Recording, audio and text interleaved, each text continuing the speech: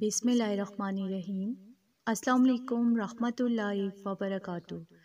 کروڑوں گناہ معاف جو رمضان کی ہر رات یہ کلمات پڑھتا ہے اور اللہ بہت خوش ہوتا ہے۔ تو ناظرین، رمضان کی ہر رات جو یہ کلمات پڑھ کر سوتا ہے، اللہ پاک اس کے ہزاروں نہیں، لاکھوں نہیں، کروڑوں گناہ معاف کرتا ہے، کیونکہ رمضان میں ہر عمل کا دگنا اجر ملتا ہے۔ جس طرح عام دنوں پر ایک نیکی کرنے پر 10 نیکیاں ملتی ہیں، رمضان میں ایک نیکی پر 70 نیکیاں ملتی ہیں یا اس سے بھی زیادہ۔ تو جو بندہ یہ کلمات رمضان کی ہر رات پڑھے گا تو اس کے ہزاروں، لاکھوں نہیں، کروڑوں گناہ معاف ہوں گے اور اللہ پاک بہت زیادہ خوش ہوگا۔ تو جسے یہ پسند ہو کہ اس کا اللہ اس سے راضی ہو، اس سے خوش ہو، تو رمضان کی ہر رات یہ کلمات لازمی پڑھیں۔ ان کلمات کے حوالے سے نبی پاک صلی اللہ علیہ وآلہ وسلم نے فرمایا کہ جس پر غموں کی بوچھار ہو جائے اسے استغفار کرنا چاہیے۔ نبی پاک صلی اللہ علیہ وآلہ وسلم نے فرمایا کہ اس شخص کے لیے خوشخبری ہے جس کے نامہ اعمال میں کثیر تعداد میں استغفار پائی جاتی ہے۔ تو بہترین عبادت استغفار ہے، بہترین دعا استغفار ہے۔ جس شخص نے استغفار زیادہ پڑھا تو قیامت کے روز اس کے نامہ اعمال میں استغفار نور کی طرح جگمگا رہا ہوگا۔ آپ صلی اللہ علیہ وآلہ وسلم نے فرمایا کثرت سے استغفار کیا کرو، کیونکہ خداوند عز و جل نے تمہیں یوں ہی استغفار کی تعلیم نہیں دی، بلکہ اس طرح وہ تمہارے گناہوں کو بخش دینا چاہتا ہے۔ اللہ تعالیٰ تمام گناہگاروں کو معاف کر دے گا، سوائے ان لوگوں کے جو خود گناہوں کی مغفرت نہیں چاہتے۔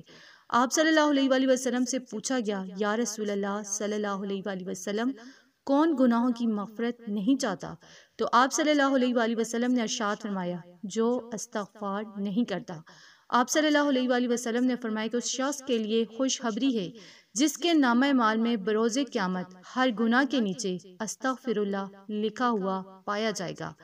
تو ناظرین، دنیا میں عذاب خدا سے 2 چیزیں امان کا باعث تھی، ایک ان میں سے اٹھ گئی مگر دوسری تمہارے پاس موجود ہے، لہٰذا اسے مضبوطی سے تھامے رہو۔ وہ امان جو اٹھا لی گئی وہ رسول اللہ صلی اللہ علیہ وآلہ وسلم تھے، اور وہ امان جو باقی ہے وہ توبہ استغفار ہے۔ جیسا کہ اللہ سبحانہ تعالیٰ نے فرمایا کہ اللہ ان لوگوں پر عذاب نہیں کرے گا جب تک اے پیغمبر صلی اللہ علیہ وآلہ وسلم، آپ صلی اللہ علیہ وآلہ وسلم ان میں موجود ہیں، اور اللہ ان پر عذاب نہیں کرے گا جبکہ یہ لوگ توبہ استغفار کر رہے ہوں گے۔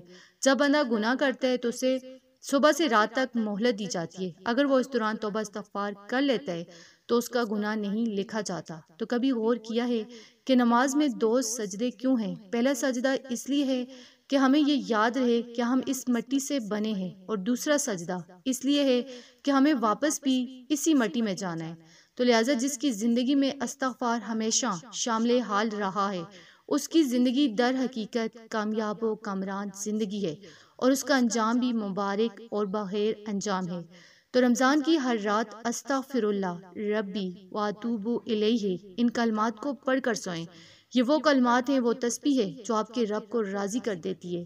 ان کلمات کو جو شخص روزانہ پڑھ کر سوتا ہے تو صبح جب وہ اٹھتا ہے اس کا ہر کام غیب سے حل ہو جاتا ہے، یا اس کا اٹکا ہوا کوئی کام جو ہے وہ حل ہو جاتا ہے۔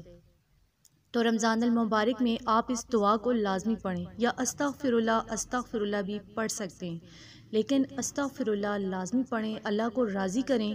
انشاءاللہ دنیا کی ہر چیز آپ کے قدموں میں ہوگی، کیونکہ جو یہ کلمات پڑھتے ہیں اللہ اس سے راضی ہو جاتے ہیں، اور جب اللہ راضی ہو جائے پھر وہ جو چاہے اسے مل جاتا ہے۔ تو اگر آپ کو ویڈیو اچھی لگی، اسے آپ نے لائک کرنا ہے، شیئر کرنا ہے، اور چینل کو سبسکرائب کرنا ہے۔ جزاک اللہ۔